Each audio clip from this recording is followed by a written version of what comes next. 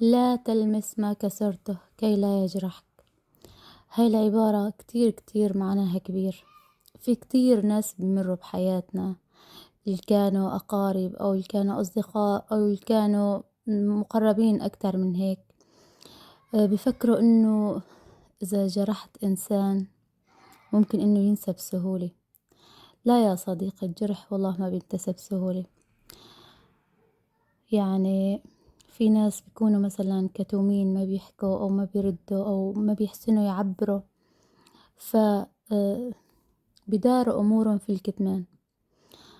بس هذا الإنسان وقت اللي بتجرحه وبينجرح فعلا منك، بيكون لأنك أنت إنسان عزيز كتير عليه.